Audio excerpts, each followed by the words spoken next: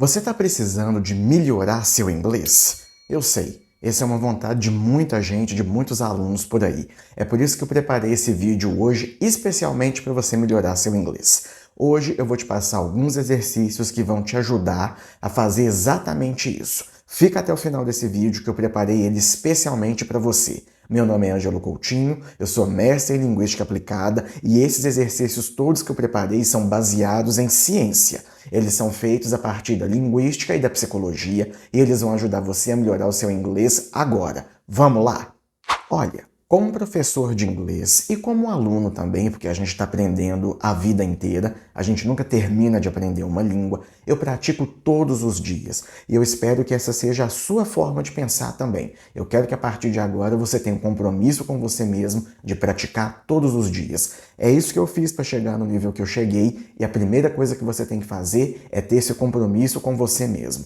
Eu sei que às vezes é difícil a gente ir para um país de língua estrangeira, estudar fora, fazer um intercâmbio ou até mesmo viajar a turismo. E foi pensando nisso que eu preparei esse exercício para você, justamente para você poder praticar de casa, sozinho, e são exercícios que funcionam porque eles são baseados na ciência, que é a linguística e a psicologia, justamente para você aprender uma língua nova. Então, o que eu quero que você faça ao final desse vídeo é estar com um arsenal enorme de maneiras de você praticar o seu inglês sozinho em casa e que não vão fazer você ficar dependendo muito de ir para fora, de gastar seu dinheiro ou de passar por essas situações que não é todo mundo, infelizmente, que está preparado. Então, fica até o final desse vídeo, já se inscreve e vamos começar esses exercícios que eu estou ansioso para compartilhar com você tudo que eu aprendi ao longo do meu caminho. Vamos lá? Tudo bem, agora a gente vai começar com a primeira rodada de exercícios. Lembrando que a gente vai focar na pronúncia e na articulação.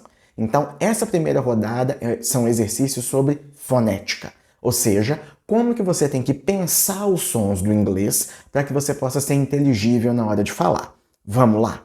Nosso primeiro exercício é focado na sua articulação. Portanto, eu vou falar uma frase, você vai ouvir e tentar repetir. Porém, essa repetição não vai ser qualquer repetição. Você deve tentar reproduzir a articulação que eu estou fazendo na frase. Quando você estiver ouvindo, tente se concentrar nas palavras, na melodia da frase e em como as palavras são pronunciadas. Então, escute a frase que eu vou falar agora. I bet you're gonna like what I've bought for dinner. Vamos dar uma olhada aonde eu conectei as palavras. Frequentemente, as palavras que terminam com T em inglês e são seguidas por Y, se fundem e formam um som de ch. Então, perceba que eu não falei I bet you are gonna like. Eu falei I bet you're gonna like. Observa que o T vira ch por causa do Y. Sempre que você vê essa ocorrência em inglês, pode transformar o T em ch tranquilamente. Agora, vamos dar uma olhada mais de perto. Você notou o som do schwa? O som do schwa é o mais comum do inglês e é esse som de que você vai perceber assim que você ouvir a frase de novo. Ouça mais uma vez. I bet you're gonna like what I've bought for dinner. Observe que o schwa aparece nessas palavras ou sílabas. I vira a. Eu sei, muitas pessoas falam I de maneira muito enfática quando estão falando inglês, mas não. O I vira a na fala rápida. A mesma coisa acontece com you. Lembra primeiramente que o Y em inglês não é I, é som de ya. Então não é you, é you. Então o you vira ya na fala rápida. Going to vira gonna. Justamente porque a gente junta o G e o T e faz uma coisa só. Gonna. What I vira whatta. Justamente porque quando o T estiver entre duas vogais em inglês, e você já deve ter percebido que os americanos fazem isso em palavras como city, cidade, quando o T está entre duas vogais e não é sílaba tônica, você transforma o T em R. Então, water. E perceba que o I aí vira a de novo, water. O have, nesse caso, ele é auxiliar. I have bought. Dificilmente em inglês alguém vai falar I have bought. A pessoa vai transformar o have em the.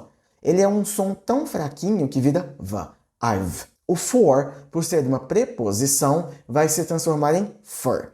Se você estiver falando for de maneira enfática, aí você pronuncia for. Mas na fala corrente, como isso dificilmente acontece, ele vai virar fur. E dinner vai ter o schwa no Perceba que como não é a sílaba tônica, você vai ter o schwa presente nessa sílaba. E é justamente essa a regra do schwa. Na realidade, o schwa ele vai acontecer em conjunções, preposições, pronomes pessoais e em sílabas não tônicas. No caso das sílabas não tônicas, isso não é uma regra, é uma generalização. Ele acontece na imensa maioria, mas tem casos em que ele não vai acontecer. Porém, sabendo que uma sílaba não tônica em inglês vai ter esse som de a, já ajuda a transformar a sua pronúncia 100%, e isso melhora muito seu inglês. Viu como uma simples frase já te ajudou com questões de pronúncia de inglês que talvez você nem sabia? Como eu já falei em outro vídeo que vai estar no card, treinar em frente do espelho é uma excelente maneira de você praticar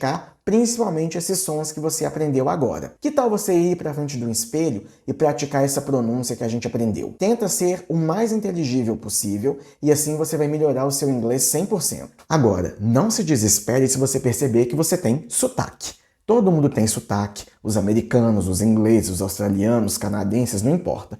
Todos os falantes de inglês vão carregar sotaque. Se eles têm, por que você não pode ter, não é mesmo? O que eu estou querendo chamar a atenção aqui é para o fato de que aqui na internet tem muita gente que vai te vender a ideia de que um dia você vai falar igual um nativo, falar igual um americano, e não vai.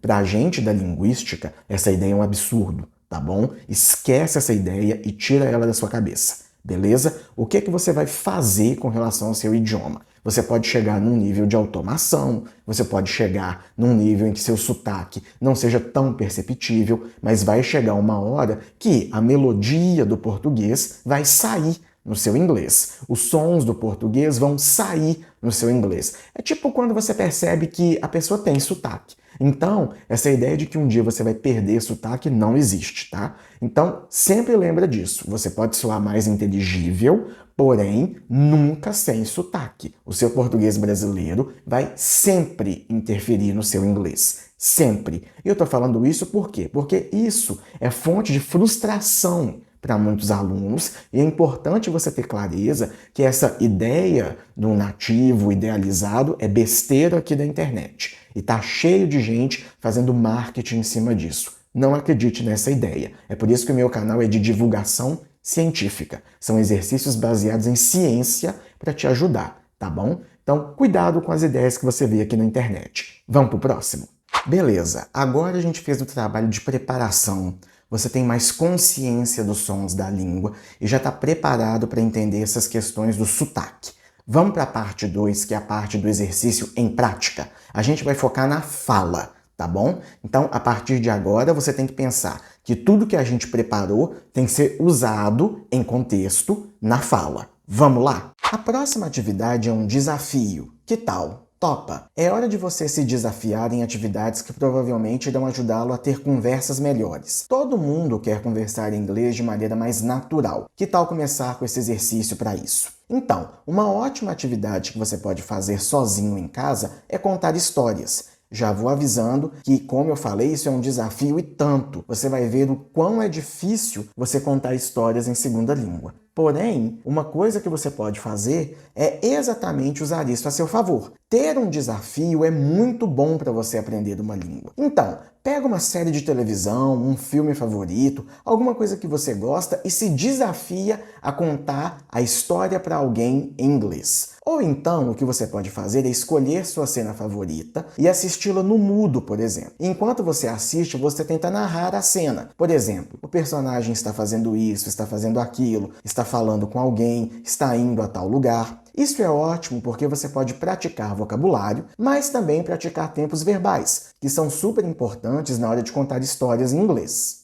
Uma outra coisa que você pode fazer é assistir uma cena em português e, quando a cena terminar, finja explicar a cena em inglês para um amigo ou tente mentalmente recontar essa história para você mesmo. Na linguística, está mais do que comprovado que criar diálogos mentais é uma excelente maneira de fixar o que você aprendeu em termos de estrutura. Então, por que não passa a fazer isso agora? Quando eu dou essa dica para os meus alunos e mostro a eles que eles não estão ficando doidos porque estão falando inglês sozinho ou criando diálogos mentais, isso os ajuda muito e vai ajudar você também a melhorar seu inglês. Vamos fazer isso agora? É importante você observar que você não quer traduzir palavra por palavra. Você só quer que a pessoa para quem você esteja explicando, ou você mesmo, que seja, entenda o contexto e a ideia do que está acontecendo na cena. Então, basicamente, você está resumindo o que aconteceu.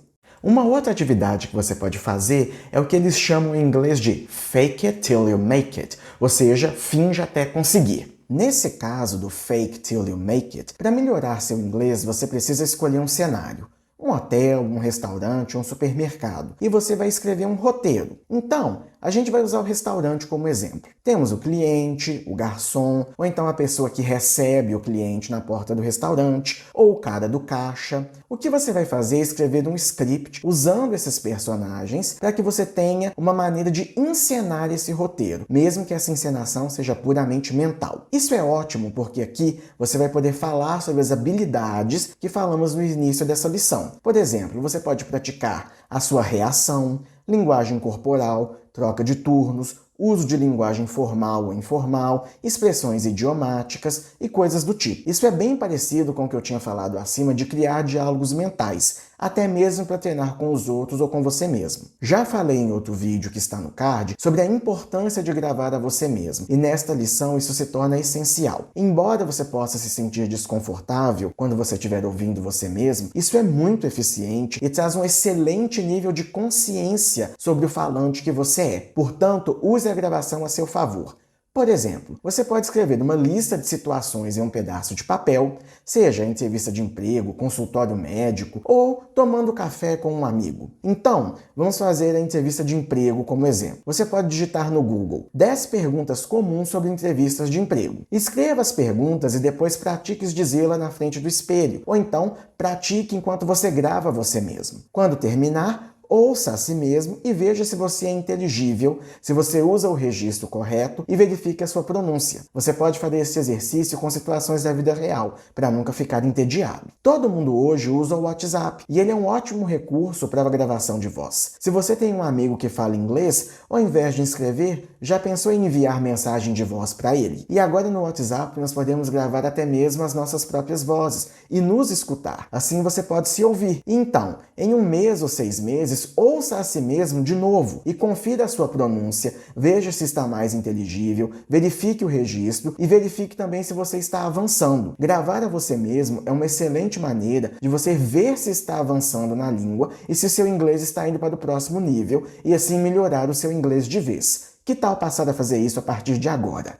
Uma outra maneira de treinar seu inglês é também usando imagens. Nunca ignore as imagens, principalmente se você tiver um livro didático.